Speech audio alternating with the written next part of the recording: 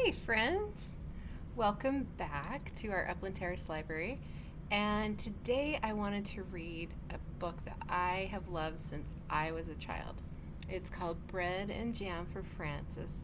It's one of my very favorites by Russell Hoban, and the pictures were done by his wife, Lillian Hoban. And I don't know, there's so many reasons why I like this book, but let's read it together, and then maybe I'll tell you why I like it so much. Okay, this is about a family of badgers.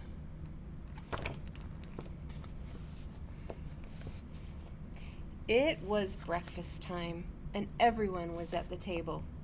Father was eating his egg, Mother was eating her egg, Gloria was sitting in a high chair and eating her egg too. Frances was eating bread and jam. What a lovely egg, said Father. If there is one thing I am fond of for breakfast, it is a soft-boiled egg. Yes, said Mother, spooning up egg for the baby. It is just the thing to start the day off right. Ah, said Gloria, and ate up her egg. Frances did not eat her egg. She sang a little song to it. Here they all are, eating breakfast. She sang the song very softly. I do not like the way you slide. I do not like your soft inside. I do not like you lots of ways, and I could do for many days without eggs. What did you say, Frances? Asked Father. Nothing, said Frances, spreading jam on another slice of bread. Why do you keep eating bread and jam? Asked Father, when you have a lovely soft-boiled egg. One of the reasons I like bread and jam, said Frances, is that it does not slide off your spoon in a funny way.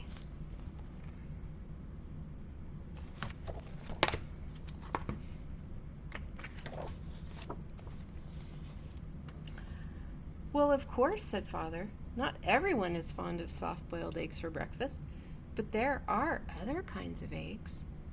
There are sunny-side-up and sunny-side-down eggs. Yes, said Frances, but sunny-side-up eggs lie on the plate and look up at you in a funny way, and sunny-side-down eggs just lie on their stomachs and wait. What about scrambled eggs, said Father. Scrambled eggs fall off the fork and roll under the table, said Frances. I think it is time for you to go to school now, said Mother. Frances picked up her books, her lunchbox, and her skipping rope, and then she kissed Mother and Father goodbye and went to the bus stop.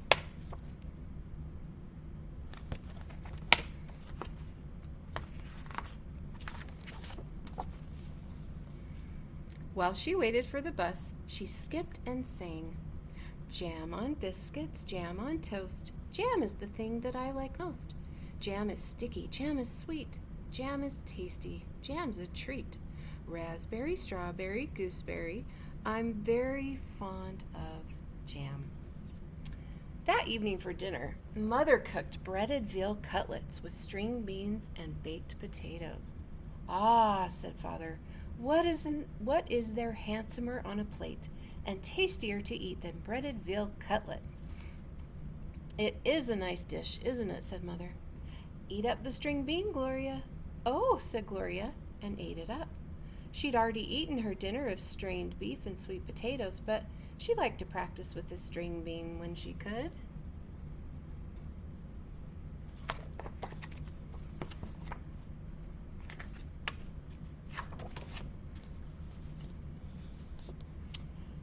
Where do breaded veal cutlets come from? Asked Frances. And why are French-cut stringless beans called string beans? We can talk about that another time, said Father. Now it is time to eat our dinner. Frances looked at her plate and sang, what do cutlets wear before they're breaded? Flannel nightgowns, cowboy boots, furry jackets, or sailor suits? Then she spread jam on a slice of bread and took a bite. She won't try anything new, said Mother to Father. She just eats bread and jam. How do you know what you'll like if you won't even try anything? Asked Father. Well, said Frances, there are many different things to eat, and they taste in many different ways, but when I have bread and jam, I always know what I am getting, and I am always pleased. You try new things in your school lunches, said Mother. Today I gave you a chicken salad sandwich." "There now," said Father to Frances. "Wasn't it good?" "Well," said Frances, "I traded it to Albert." "For what?" said Father. "Bread and jam," said Frances.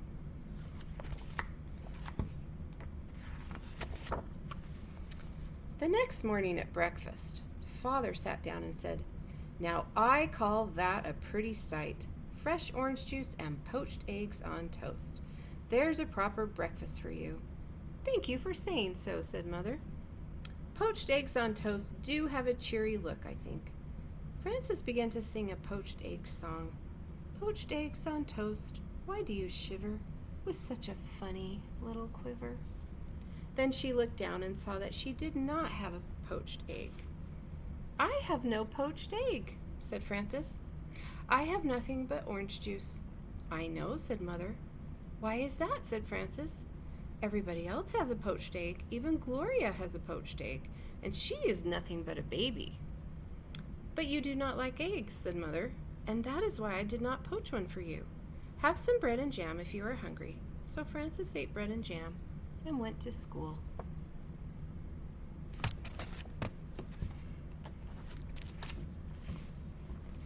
When the bell rang for lunch, Frances sat down next to her friend, Albert. "What do you have today?" said Frances. "I have a cream cheese, cucumber, and tomato sandwich on rye bread," said Albert, "and a pickle to go with it, and a hard-boiled egg, and a little cardboard shaker of salt to go with that, and a thermos bottle of milk, and a bunch of grapes, and a tangerine, and a cup of custard, and a spoon to eat it with. What do you have?" Frances opened her lunch. "Bread and jam," she said, "and milk." "You're lucky," said Albert. "That's just what you like. You don't have to trade now."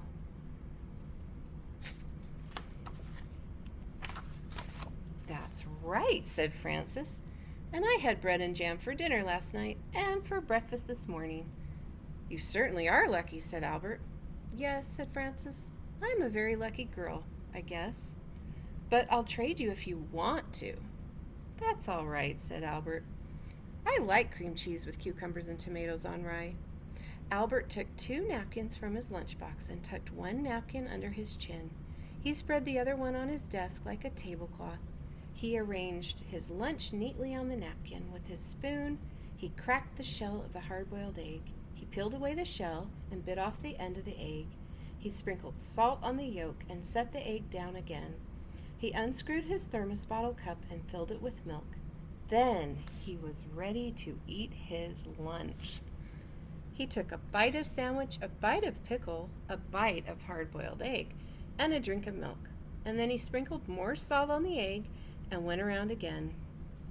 Albert made the sandwich and the pickle and the egg and the milk come out even.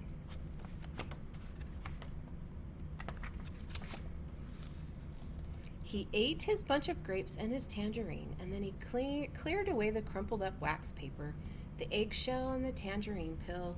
He set the cup custard in the middle of the napkin on his desk, and he took up his spoon and ate up all the custard. Then Albert folded up his napkins and put them away. He put away his cardboard salt shaker and his spoon. He screwed the cup on top of his thermos bottle. He shut his lunchbox, put it back inside his desk, and sighed. "I like to have a good lunch," said Albert.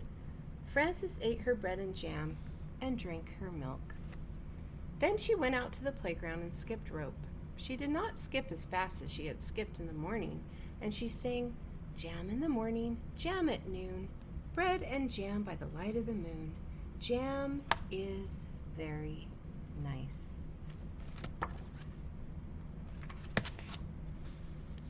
When Frances got home from school, Mother said, "I know you like to have a little snack when you get home from school, and I have one all ready for you." "I do like snacks," said Frances, running to the kitchen. "Here it is," said Mother, "a glass of milk and some nice bread and jam for you." "Aren't you worried that maybe I will get sick and all my teeth will fall out from eating so much bread and jam?" asked Frances. "I don't think that will happen for quite a while," said Mother. "So eat it all up and enjoy it." Frances ate up most of her bread and jam, but she did not eat all of it. After her snack, she went outside to skip rope. Frances skipped a little more slowly than she had skipped at noon, and she sang, "Jam for snacks and jam for meals. I know how a jam jar feels, full of jam." That evening for dinner, Mother cut spaghetti and meatballs with tomato sauce. "I am glad to see there will be enough for second helping," said Father, "because spaghetti and meatballs is one of my favorite dishes."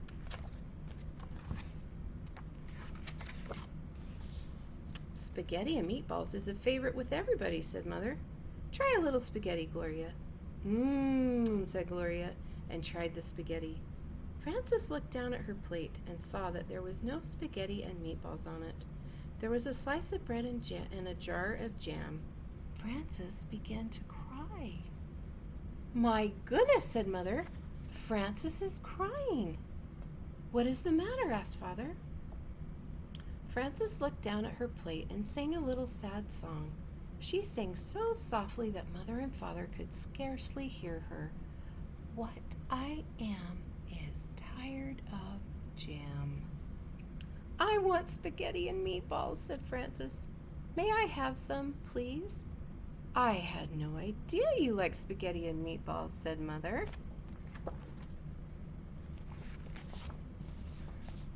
"How do you know what I'll like if you won't even try me?" asked Frances, wiping her eyes. So Mother gave Frances spaghetti and meatballs, and she ate it all up. The next day, when the bell rang for lunch, Albert said, "What do you have today?" "Well," said Frances, laying a paper doily on her desk and setting a tiny vase of violets in the middle of it. "Let me see." She arranged her lunch on the doily.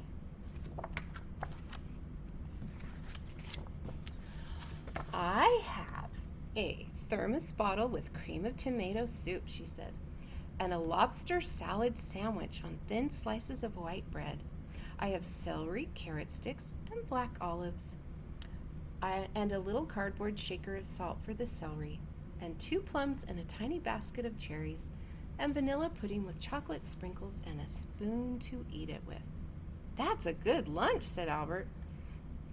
"I think it's nice that there are all different kinds of lunches and breakfasts and dinners and snacks.